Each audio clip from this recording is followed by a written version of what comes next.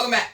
Alex, Nostalgianomics. Today, you're going to want to buckle up your seatbelts for this one. Because we're going in, and we're going in hard. We're talking about the Patreons. We're talking about the channel memberships. We're talking about paywalls in general. The top 5 videos, the top 10 videos. Basically everything that's been being discussed around the Pokemon investing sphere on YouTube. Unless you've been living under a rock, I'm sure you've heard about the Pokemon Knowledge Cards live stream with Professor Oak at Basic Trainer, where Basic Trainer mentioned that about 99% of the Patreons out there are a waste of money, they don't provide value, and you shouldn't sign up for them. And this sparked a lot of people in the chat. It kind of created a firestorm. Jake from Pokenomics got involved, which eventually led to Jake from Pokenomics having Basic Trainer and PK on his channel, and they continued the discussion, and that's kind of when I came in. I was just a guy in the chat. I was making counter arguments. I was just playing devil's advocate. And then Jake kind of brought me in from my comments. And that's when Pokemon Knowledge just unleashed on me. Look, I don't have any ill will towards anyone in this hobby. I have differences of opinions and we can debate back and forth. But I didn't know I was angering people to this level. But Pokemon Knowledge seemed pretty angry at me. He can correct me if I'm wrong. But he made comments like, all my content is being geared up for a paywall. I'm using the algorithm to gear up my content within hopes of creating a paywall to start charging for content. And, if I don't have a Patreon within the end of the year, he'll give me an apology because he's almost certain I'm going to have one by then. Guys, you know me. Anyone who's been watching my videos, have I ever mentioned a Patreon? Have I ever mentioned a channel membership, any possible paywall, or any way of charging you money for my content? No. I'm brand new. I just started 3 months ago. I'm brand new to YouTube. I'm still learning. I'm still purchasing better cameras and microphones. I'm still learning how to live stream. I just learned how to live stream with Northwoods TCG on my own channel and then Ava's Binder. Those were my first 2 live streams. By the way, shout out to Northwoods TCG and Ava's Binder for coming on the channel. Ava, I know it was your first live stream as well, so we were able to kind of learn together. And I hope everyone out there enjoyed those live streams if you caught them. And make sure you check out both of their channels because they have great content as well. So hope everyone got as much out of those as I did. But going back into the Patreons, I've never even put pen to paper or had any thought process yet of creating anything like that because I'm too busy just running my channel and creating content as a whole right now. I mean, I just started this whole whatever you want to call it, the project. So I don't know where all that came from. I don't know why he snapped at me so hard. But guys, I don't have a Patreon. The Patreon's not coming in the near future. Just trying to have a good YouTube channel that helps everyone out there with my content. So that's all. But what this did, it kind of spurred a huge, firestorm in that chat. And everyone was kind of asking, well, why do you care if he has a Patreon? And other people were saying, yeah, Patrons are a waste of money. And I just want to kind of give the other side of that argument. I don't think Patrons are are a waste of money. And that's coming from someone who does not have one. Again, Patrons can provide a lot of value for anyone who wants serious conversation, okay? It gets rid of the trolls. It gets rid of the spammers. Even in Discord sometimes there can be, too much chatter and not enough, directed conversations about the task at hand or about the product or the market or whatever you want to be talking about, where when you put things behind a paywall, it prevents all of the unserious people from getting in because you do have to pay that monthly fee. Another thing, you can add actual financial value towards a Patreon, kind of like Rudy does. He gives product at distribution prices. You have to pay a monthly fee, but if you buy enough product, it actually becomes more worth it for you to be a part of that Patreon and buy the product there than not be a part of it and go find your product somewhere else. So there's those things that you can do. Also, think about this as a content as a whole, okay? No matter if it's free or not free. The creator, when they create content, we have to go out and we have to find all these different data points from all different sects of the market and take all this free information that's out there and put it all together to like a more manageable video that makes sense to where you don't have to go out and find all this stuff yourself and do all these different types of researches yourself. We put it all in this nice condensed box for you in this, in my case, usually 8 to 12 minute videos, which makes it a lot easier to ingest. And a creator, when you put things behind a paywall and you're getting paid for that, you can make that content at a lot higher quality. You can maybe pay for edits. You can put a lot more work into it because, it is a lot more worth your time then. And so I understand all those things. Now, for their arguments, they were saying that, you can, all the content's out there for free, so it's not worth paying for it. And when I hear that, I'm like, why are we so worried about how adults spend their money? Why are grown adults worried about how other grown adults spend their hard-earned money? I mean, do you drive by gas stations who have, air for your tires that they charge for it and say, hey, stop filling up your car tires with that air you paid for. Go down the street to another gas station. They have free air. Do you do that? Are you that worried about how people are wasting their money? And also it's all opinions, right? So you may think it's not worth it. Someone else out there might have got so much value from being in that Patreon, and it's actually improved, their collecting or investing journey, and they've actually made more money because of the knowledge they gained in there. The other thing is, Pokemon Knowledge was talking about, where does it end? $10, $20, $50, $100, $1,000, $1 million? Look, we're not talking about food, water, shelter, and clothing here, right? We're talking about discretionary income that people are watching. They're watching this content to spend it on Pokemon cards. On Pokemon cards, right? On a collectible, all right? So if they have extra money that they're thinking about putting into Pokemon cards for a collection or for investment purposes, asking for $10 or $20 is not going to break the bank, I'm sure, with most everyone out there, okay? So when people start to get into that, yeah, I don't buy that whole argument.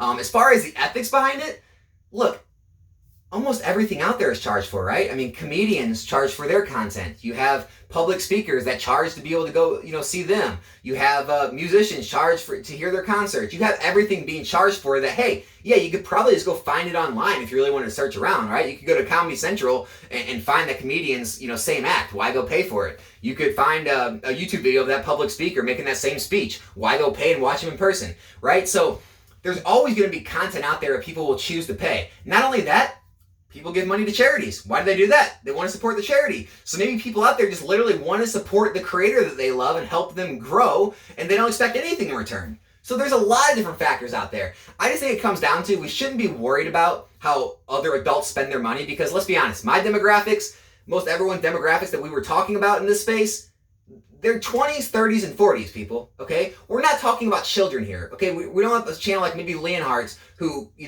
is broadcast to a lot of children, okay? It's very little outside of those ranges. It's basically 20-year-olds, 30-year-olds, and 40-year-olds. That's it. And so, no, I don't think there's any ethical dilemma asking someone to support your channel, which they can decline. They don't have to do it. It's just asking. Asking someone to support you with $10 or $20 who's in their 20s, 30s, and 40s and can easily say no. Moving on to another video that Pokemon Knowledge released lately was the Pokemon Nav reaction about how bad his top 10 lists were. And I get it, they didn't turn out well, but to attack someone that's not even in the hobby anymore is kind of goofy. I know a lot of it was kind of directed at me. Basically, I was in his chat, and his chat was telling me, hey, this is a lot directed at you, right? And I said, oh, okay, I didn't realize. And so I don't know if he meant to do that or if he was trying to or not, but that's what I was being told by members of his chat, so could be true. But I did want to touch on that because, so my top 5 videos, right? They're a lot different, okay? I'm not pushing PSA cards into a boom and saying they're going to keep going to the moon, all right? My top 5 videos I've done so far, I found things that modern sealed product that are under market value. They're at retail or under retail, and I've showed how they're good investments into the future. Now, the reason I do that is the downside risk is next to nothing. I mean, talk about like a Battle Styles booster box right now if you were saying to buy that. The downside risk is almost nothing, right? It got down in the 70s for a brief stint. It's stabilized in the 80s, but we've never seen booster boxes really go below that point.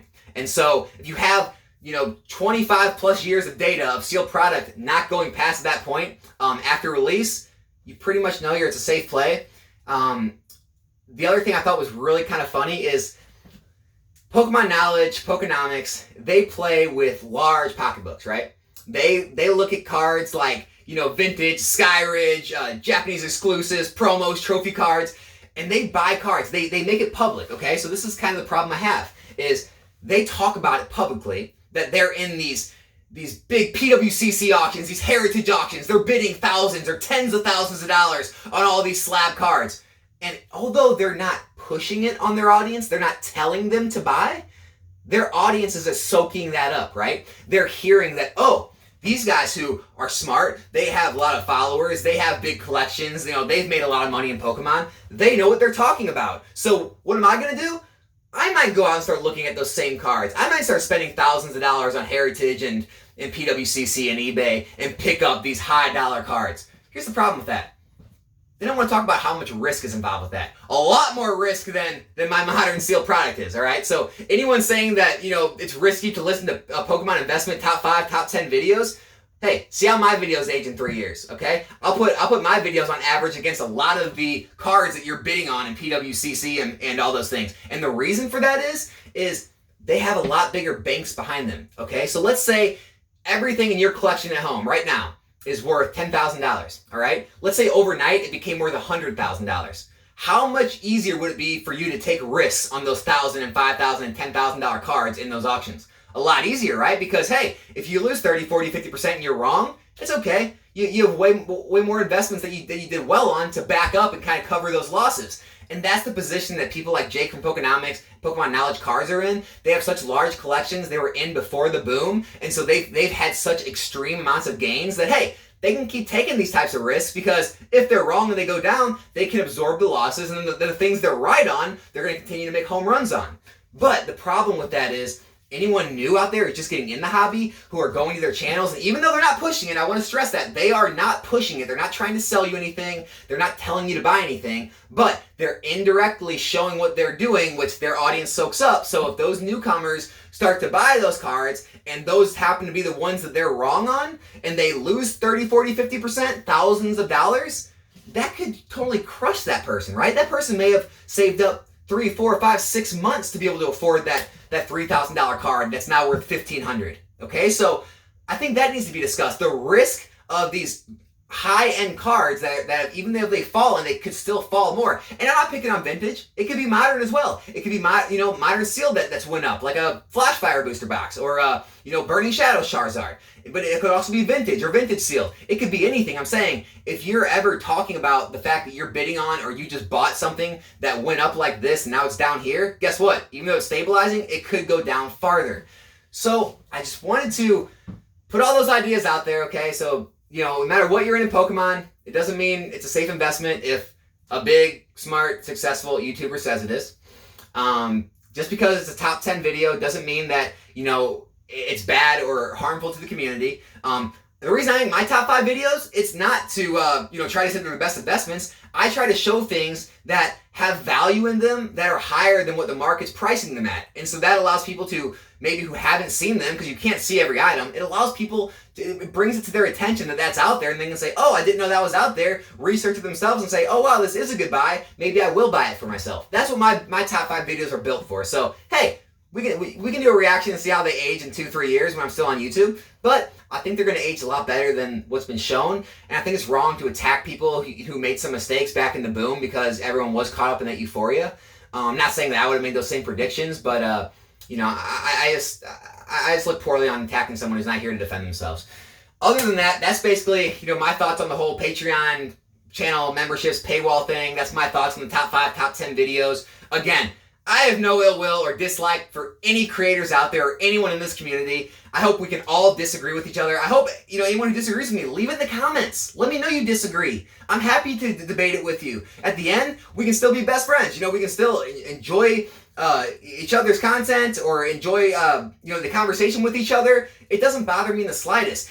To tell the truth, it'd be really boring if we all agreed, right? I'm not just going to go sit in the echo chamber and agree with everyone so that I can kind of not ruffle any feathers or not, make anyone upset or make sure that I don't, I stay out of the limelight and I'm not getting attacked. Hey, if I get attacked, I get attacked, but I'm going to give my views on what I see because it's a disservice to people if I don't, if I just agree to kind of stay out of, any attacking. So, I hope this video helped everyone out there. I hope this, showed you a different point of view maybe than what's out there. And as always, make up your own minds about all these things. And sorry everyone out there. I do not have a Patreon coming. I don't have any channel membership starting. There's no paywalls on this channel. The content's staying free. My name's Alex. This is Nostalgianomics. Be back here with a new video soon. I'm out.